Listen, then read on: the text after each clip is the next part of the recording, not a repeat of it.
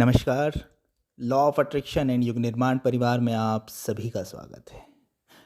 क्या आपने सच में मौन का सच्चा अर्थ जाना है? अगर आप मौन का सच्चा अर्थ जानते हैं ना, तो दुनिया की कोई ताकत आपको परेशान नहीं कर सकती। कोई मानसिक विकार आपके भीतर नहीं रह सकता। आप असीम शक्ति के भंडार हो सकते हैं। आप अपनी मौन की शक्ति से परिचित नहीं हैं। आपने मौन को साधना सीखा नहीं है। बस यही परेशानी का कारण है। तो क्या होता है मौन? मौन का अर्थ गूंगा हो जाना नहीं होता कि हम कुछ नहीं बोलेंगे। वास्तव में मौन वो प्रक्रिया है जहां ना तो वाणी चल रही है, ना ही कोई विचार चल रहे हैं। वो है मौन। मुंह को बंद कर लेना तो बड़ा आसान है। गूंगों का तो मुंह जीवन भर बंद रहता है। जिनकी विचारों की आवाज ही नहीं, वो तो जीवन भर ही मौन है। तो क्या वो परम ध्यानी, परम ज्ञानी हो गए? नहीं। वो तो मौन का एक छोटा सा पार्ट है। मुंह को रोक देना, वाणी को शांत कर देना, ये बड़ी आसान चीज है।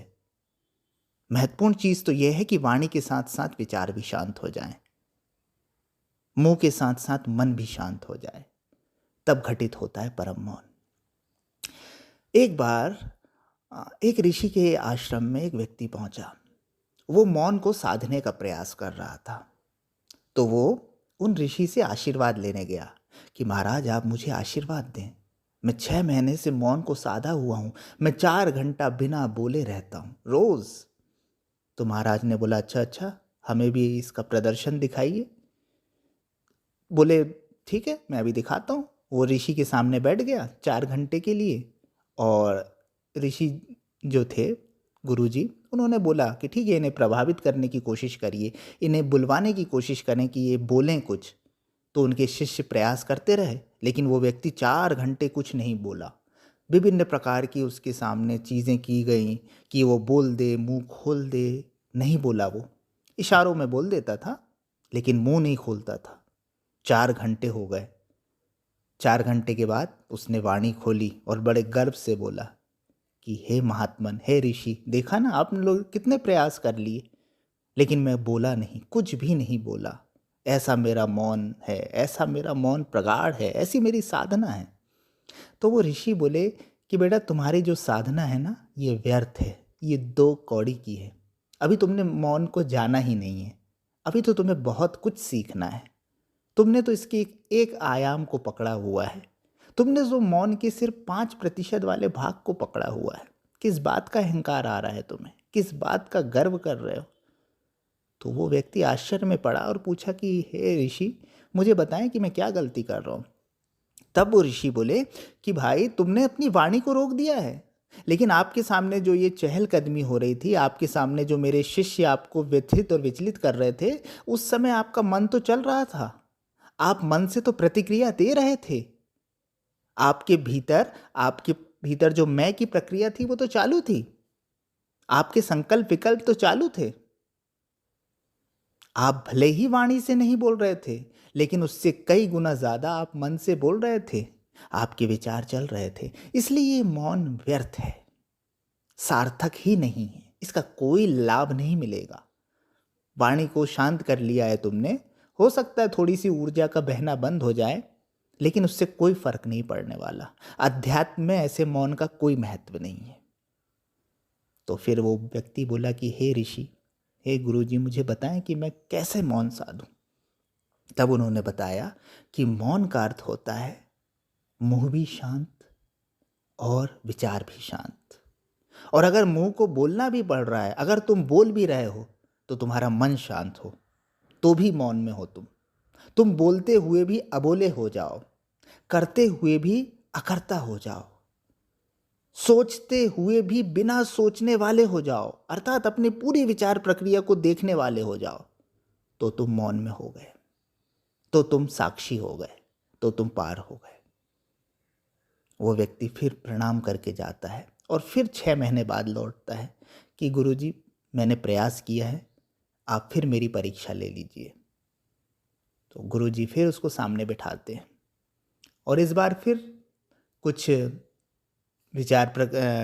शब्दों के बाण उन पर फेंके जाते हैं। कुछ वहाँ डिस्टरबेंस क्रिएट किया जाता है। वो बड़े सौम्य भाव से हर चीज का जवाब भी दे रहा होता है। बड़े एक चेहरे पे उसकी आभा होती है और बिल्कुल हर चीज पे वो प्रॉपर तरीके से बोल रहा होता है। नहीं बोलना होता तो नहीं बोल रहा होता है और बिल्कुल शांत महसूस हो रहा होता है। तो शिष्य बोले, ये 6 महीने बाद भी नहीं सीख पाया, आज ये फिर बोल रहा है, आज ये फिर गुरुजी इसको भगा देंगे। पर थोड़ी देर बाद गुरुजी ने उसे गले से लगा लिया। बोले, अब तुम मौन का रहस्य समझ गए। मौन का रहस्य है कि आप बोले नहीं बोले, सोचे नहीं सोचे, इन सब से पार है कि आपको पता हो कि आपकी वाणी बोल रही है, मुंह बोल रहा है, आपको पता हो कि ये विचार चल रहे हैं। जब कोई व्यक्ति इस भाव दशा में आ जाता है तो वो परम मौन में उपलब्ध हो जाता है, परम मौन को उपलब्ध हो जाता है। गौतम बुद्ध जब बोल रहे थे तो क्या वो बोल रहे थे? नहीं, मुंह बोल रहा था। बुद्ध तो शांत थे, बुद्ध तो परम मौन में थे। अगर आप सच में मौन को साधना चाहते हैं तो ये कर लीजिए कि आपका मुंह बोले और आपको पता हो, आपके विचार चल रहे हों और आपको पता हो। जहां जरूरी है वहां बोल दिया, जहां जरूरी नहीं है वहां कुछ ना बोले। बस शांत, बस सहज, बस सरल, बस प्रयास रहित। अगर आप ऐसे जीने लगे तो आप करते हुए भी अकर्ता हो जाएंगे, चलते हुए भी अचल हो जाएंगे। तब आप परम मौन में उपलब्ध हो जाएंगे। मौन का मतलब वाणी को दबा देना नहीं है, दमन कर देना नहीं है, विचारों का दमन कर देना नहीं है, बल्कि ये जान लेना है कि मैं मन और शरीर से परे आत्म तत्व हूं, साक्षी हूं। तब परम मौन की घटना घटती है। कई ऐसे ऋषि महात्मा होंगे जो रोज प्रवचन कर रहे होंगे, रोज बोल रहे होंगे, लेकिन वो मौन को उपलब्ध हो चुके हैं।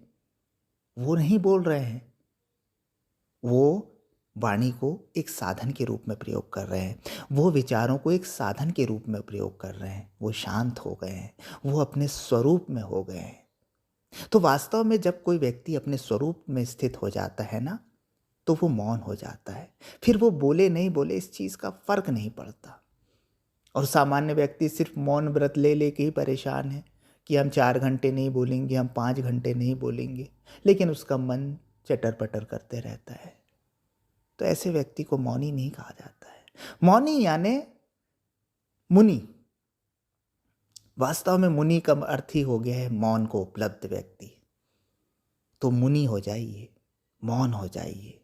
और मौन का मतलब आप अपने काम धाम नहीं छोड़ेंगे, आप अपने रिश्तेदारों से बात करना बंद नहीं करेंगे, बल्कि आपकी वाणी इतनी सीमित हो जाएगी कि जहाँ ज़रूरी है बोल लिया, जहाँ ज़रूरी है विचारों का प्रयोग कर लिया, मन का प्रयोग कर लिया, नहीं तो शांत अपने स्वरूप में स्थित हो गए।